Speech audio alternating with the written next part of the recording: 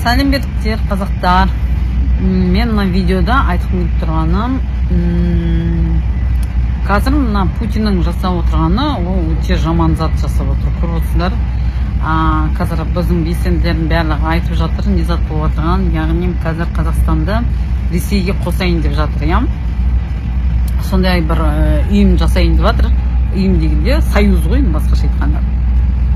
Союз дедім, в общем, кеше барып келді ғой 11-інде Тоқаев дейтін. Сонда мен сендерге айтайын дегенім, қазір қазақтардың барлығына айтайын дегенім, мен осының алдында компит жасайтын фирмада жасадым.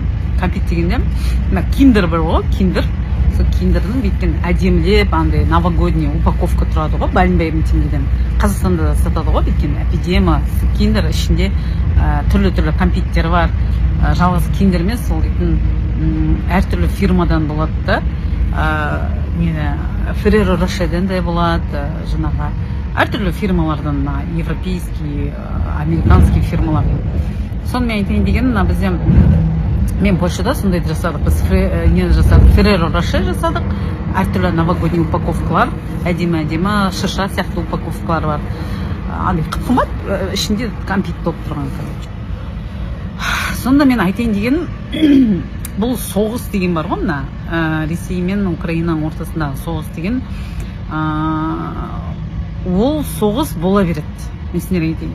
Ол соғысты тоқтататын тек қазақтар. Мен осы күнге дейін айтып келдім, кім естіген жоқ, соларға айтайын. Ол соғысты тоқтататын тек қазақтар. Неге сұрақ? Себебі менің өзім ойым, Европа мен Америка, ол дейтін, қалай ол дейтін, жақсылар мен жамандардың арпалысы, басқаша айтқанда. Егер де бізде мысалы Қазақстанда тек қана жамандар болса, яғни тек Назарбаев, Тоқаевтың қолында билік болса, мында Европа мен Америкада олай емес. Европа мен Америкада арпалыс, жаңағы жақсылар мен жамандар күреседі, әрдайым күреседі. Бірде жамандар жеңеді, бірде жақсылар жеңеді деген сияқты. Соның арқасында бояқта демократия болғасын, сенде кішкене возможность бар да жақсылардың жеңуіне. Түсінсіздер ма? Сол үшін мен сендерге айтарым, мына жаңағы компиттер жөнінде неге айтып тұрмын мен? Бұл соғысты неге қазақтар тоқтатады? Себебі мен компитте жұмыс жасағанда біз дейтін кәдімгідей сондай толып тұрған упаковканы палетімен Ресейге жасадық. Кәдімгідей масса нетті деп кәдімгі түгелмен орыс тілінде тұрды, және Ресей үшін жасалынған деп жазылып тұрды. Әрине мен қасында көбінесе украинецтер жұмыс жасағасын, олар өте қатты ашуланды онаған. Бірақ администрация айтты, түкірмендер іштен, бүлдірмендер компьютерді, ол тек қана бизнес деді. Сонда мен күлгім келіп тұрғанда, сонда Украинада мысалы өліп жатырған бәлінбай, мысалы сарбаздар өліп жатыр, жас сарбаздар бар, үлкен кісілер бар, қанша халық дейтін күресіп жатыр орыстармен, ал мынаяқта бизнес жүріп жатыр, басқаша айтқанда. Сол кезде менің ішінде бір нәрсе сынды деуге болады да. Сол кезде мен түсіндім, неге менің қазағым өліп жатқанда, қаңтар басында 2022 жылы қазағым өліп жатқанда ешкім көмекке келмегенін мен түсіндім. Неге себебі олар дейтін осылай жаңағы бизнес деп өздерінің шаруаларын жасай береді. Сонда сұрақ, егер де Ресей өзінің ойына келген істеп отырса, өздеріңіз ойлаңыздаршы, қалай Путин жалғыз өзі осының бәрін жасайды? Ол жалғыз Путин емес жасап отырған. Ол менің өзім ойым бойынша, ол дейтін Путинге біраз адамдар көмектесіп отыр.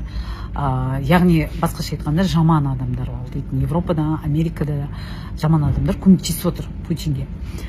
Неге мен бұл видеода соны айтып отырмын, не үшін түсіндіріп жатырмын бұның бәрін? Мен айтқым келіп тұрған қазір қазақтар ешкімге сенбей қойыңдар. Қазір украинецтер соны түсінді, ешкімге сеніп қажет жоқ, не Европаға, не Америкаға, не басқасына деген сияқты да. Тек қана өз-өздерімізге сену керекпіз. Түсіністер ма? Тек қана өз-өздерімізді біз құтқарамыз, басқаша айтқанда. Егер де біз қазір шығып, мына Тоқаевтың мен Назарбаевтың жасап жатқан затына қарсы шықпасақ, кейін кеш болып қалуы да мүмкін. Қазір той, домалақ, ананы бәрін қоя салыңыздар, мен сендерге айтайын. Қазір тек қана политикамен айналасып, осы Тоқаев пен Назарбаевқа қарсы шығуларыңызды, бастауларыңызды сұрайын. Кім не зат істей алады, бастаңыздар. Қазір бұрынғыдағыдай қауіпті емес. Қазір қолыңа телефонды алып жіберіп любой проблеманы айта беріңіздер деген ғой. Ем болмаса да сондайдан бастаңыз.